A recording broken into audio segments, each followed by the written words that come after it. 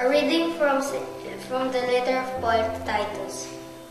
Beloved, the grace of God has appeared, saving all and training us to reject godless ways of worldly desires and to live temperately, justly, and devotedly in this age.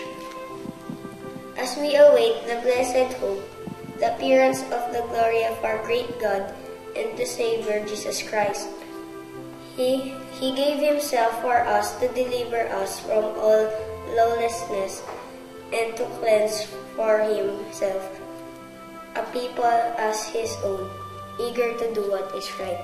The word of the Lord. Thanks be to God. So sa verse 11, ano yung pinag-uusapan dito? Grace of God. Grace. So what had happened sa grace of God? It appeared. Appeared and then? Bringing salvation to all. Tapos? Teaching us to reject an irreligious way of life. So the grace of God, okay, ang pinag-uusapan. Okay, tatlong bagay nangyari. It appeared, saved all, tapos ano pa? Training. Oh, okay. From all godless ways, di ba? Ano pa? Godless ways. And worldly greed. Okay. So in short, to follow a holy life. Okay? Hanggang kailan para sa ganun yung etong action Await natin? our blessed hope. Okay, await our blessed hope. The glorious manifestation of our great God and Savior, Christ Jesus. Okay, ano ang ginawa ni Jesus? He Verse gave 14. himself for Verse 14. He gave himself for us to redeem us from every evil and to purify a people he wanted to be his own and dedicated to what is good. So in short, what does that mean? cleanse for himself a people as his own. Jesus is our Savior. Our Savior. Okay.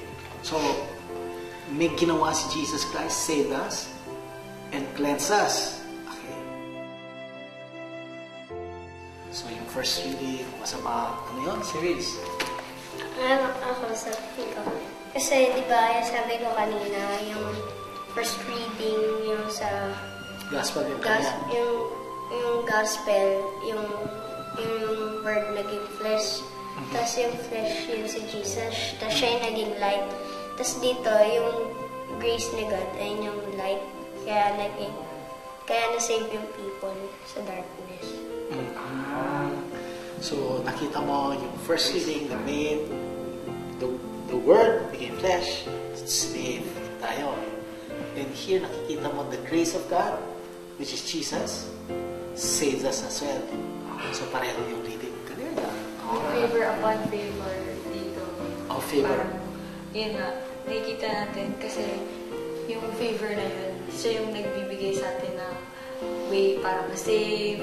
Kasi si God, di ba, parang sa first reading, in-illustrate kung ano yung binibigay ni Jesus. Siya yung Prince of Peace, wonderful, mighty God. Tapos dito, yung totoong meaning ng mga, parang ito, reenactment ng mga description sa kanya.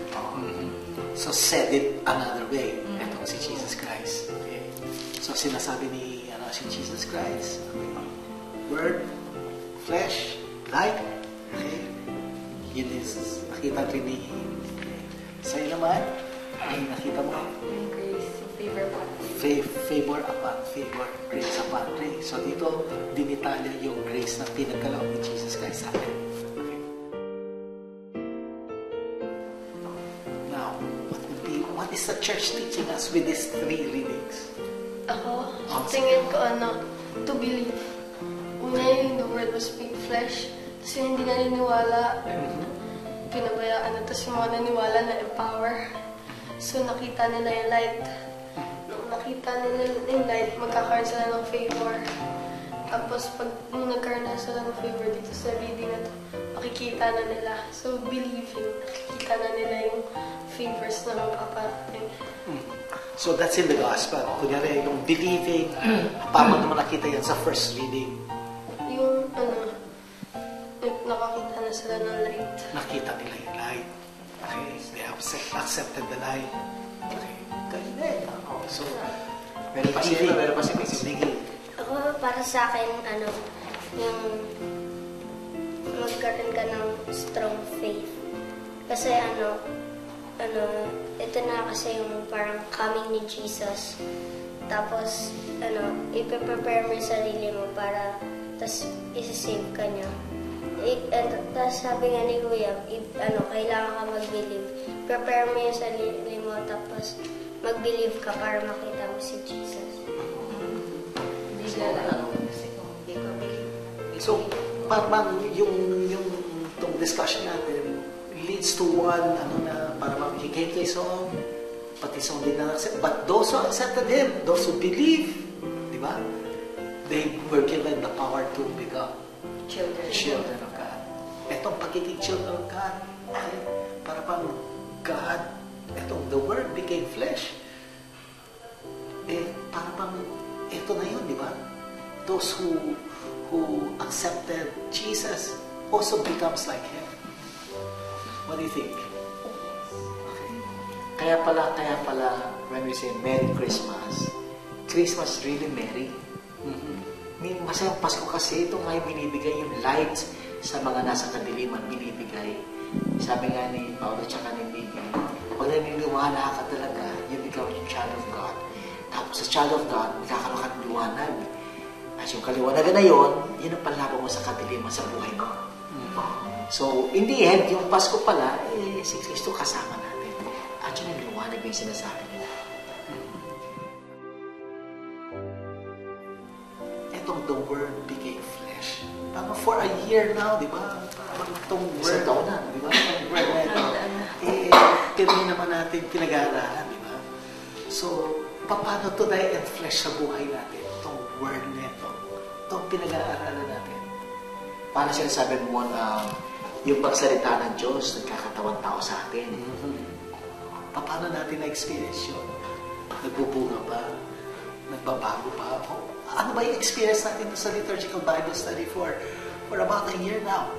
Yung natututunan mo sa Bible, mas nagiging, parang, mas applicable siya sa basta sa everyday life, lalo na pag nagre-report. Nakikita mo yung Word of God doon sa everyday life mo. Kaya madali paliwanag.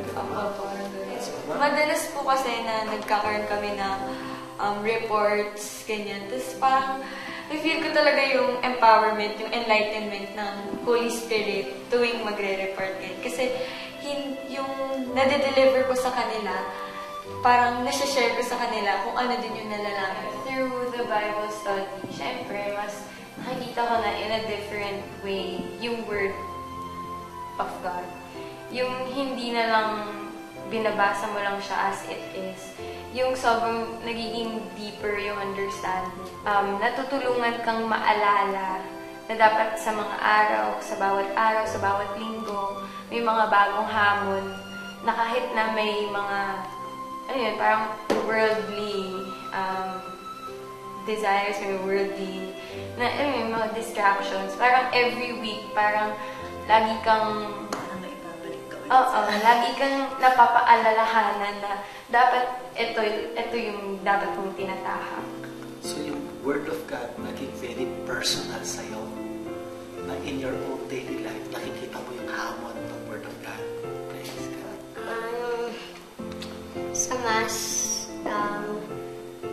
nakaka-relate na ako kasi dati hindi pa tayo nag-Bible study. Parang yung gospel, parang hindi ko maintindihan kasi dahil tamad ako eh. Tulog ka. Tulog ka. Ngayon, Pero yung pag nagpa-Bible study na kami, every Thursday, pag tuwing Sunday, yung pag-gospel, hindi na ako parang inaantok. So buhay na yung Word of God. Pag sa misa, alam mo na. Doon sa mga friends mo, ano yung ginagawa mo doon sa friends mo? Sinasama ko pumunta sa church. Kasi hindi sila masyado pumunta sa church. So itong Liturgical Bible Study gave you that courage. Imbitahin sila sa magmisa pag Sunday. with the liturgical Bible study. Kasi di ba meron yung mga challenges after nung pagbabasa natin. Parang yung word na enflesh sa akin kasi gagawa ko siya na hindi lang sa pag-iisip na alam ko ito ang tama, kailangan gagawin ko. Hindi lang yung sa isip ko na nagagawa yun, kung hindi pati sa gawa. So yung parang sa akin hamon din yun sa akin na maging katotohanan yung, alam mo yun, yung hindi lang theoretical, so nagiging practical din siya. With the LBS, ganun na yung naging sa akin, hamon. Na maging